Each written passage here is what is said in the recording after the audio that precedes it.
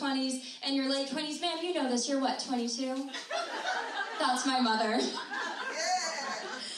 No, there's a big old difference between being in your early 20s and your late 20s. I know this because I was recently on a date with a guy. He was 28. We were trying to find things in common. Turns out we'd both been to a lot of weddings this summer.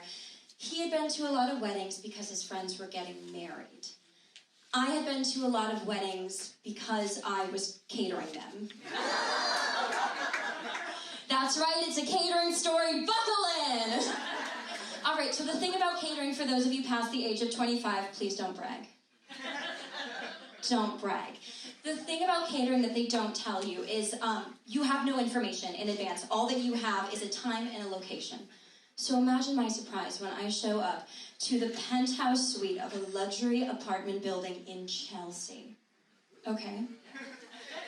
And there's a basketball court on the dance floor. There's like this giant light-up neon arch. It's covered with basketballs. This woman approaches me. She says, "I'm with the press." And I'm like, oh my God, I'm catering an NBA event. So I go to the back room where they're keeping the other stand-up comics. I'm sorry, caterers. If you're over the age of 25 with dispendable income, again, don't brag. And you're looking to hire a stand-up comic, check a catering company's roster. It's where we're hiding. And I said, guys, can you believe it? We're catering an NBA event. They said, nope, this is a bar mitzvah. The theme was nothing but Brett. I should have known, because as soon as I started looking, the kid's face was everywhere. The thing had merch. There were custom sports drinks with his face on it. There were foam fingers with his face on it. T-shirt shot out of a t-shirt cannon. Say it with me. Bread. With his face on it was what I was looking for. I like the retention, though. And that's when I realized Brett had nothing to do with the planning of this event. No 13-year-old wants their head on a giant stick printed out, given to all 300 of their closest acquaintances. They don't even want to make eye contact. No, and they had hors d'oeuvres. They had hors d'oeuvres. They had a sushi station. They had a concession stand. They had an NBA Hall of Famer come to wish this kid a happy 13th. Don't ask me which one I look like this. I don't know. And I was like, wow, this thing costs more than any wedding I have ever attended in my life. This thing costs more than my life. And I'm sorry if I sound naive or ignorant. I had never attended a bar mitzvah before. This was my first.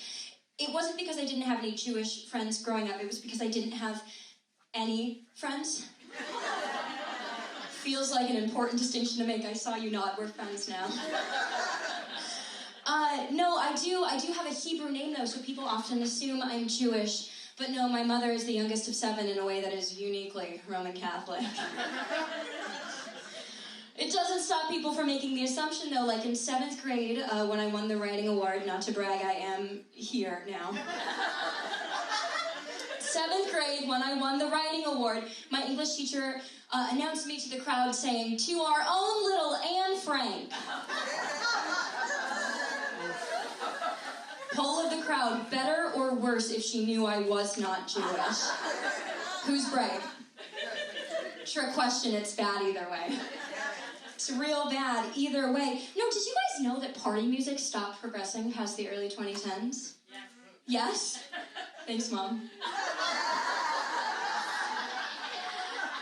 No, I thought these kids were going to be doing the TikTok dances on half court. Do you know what they were dancing to instead?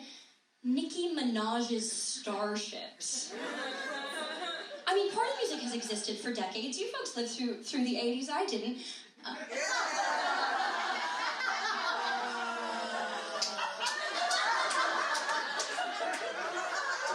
I'm sorry. But like, surely party music can exist again, but no, it starts and it ends with Tayo Cruz lighting it up like it's dynamite. Thank you. I bet you throw your hands up in the air sometimes. No, and it brought me back to my own middle school dances, you know, when these songs were first coming out, I had kind of war flashbacks. You know, I remembered my 8th grade dance. I made eye contact with a boy across the room. He was someone else's pity date / cousin. We exchanged numbers, we texted frequently. We never met again in person because he couldn't drive. On one particularly romantic evening, he asked me, "Do seatbelts hurt girls? Because boobs?" Whenever I do that joke in a room with too many straight men, someone always heckles me consistently and goes, "Do they?" No. No. Okay, so as the evening was drawing to a close, they had these women dressed up like sexy disco balls. It sounds like an oxymoron. It sounds like an oxymoron, but with the curves in the right places, I promise you it works. They're rollerblading around and they're handing out Joe's Pizza, and I was like, oh my god, my most eventful birthday was the year my former military parents took me and the neighborhood kids, notice I didn't say friends, to laser tag, so they could go all Mr. and Mrs. Smith on us. That's right, my mom was a Marine, my dad was in the Navy, I am a disappointment. They're here, I told you, you can take it up with them after. So at the end of the evening, you know, because there was all of that food that I listed earlier, people were really snacky, so they weren't really hungry for dinner. They had extra time to snack because the NBA Hall of Famer was running late. You know the joke. You know the rule at parties: no one eats until a 70-year-old legend dunks on a child. God damn it! And that meant at the staff table at the end of the night there was a bowl of loose steak. The rest of the staff was too polite to eat it because we didn't have any utensils. Meanwhile, I'm hunched over a trash can with my loose steak like one of the feral children they found in the attic in the 70s. Just going ham on it. And I'll leave you with this. Behind me, I hear a couple of cater waiters having a meet cute. They realize they live off the same subway stop. They're going to get coffee later.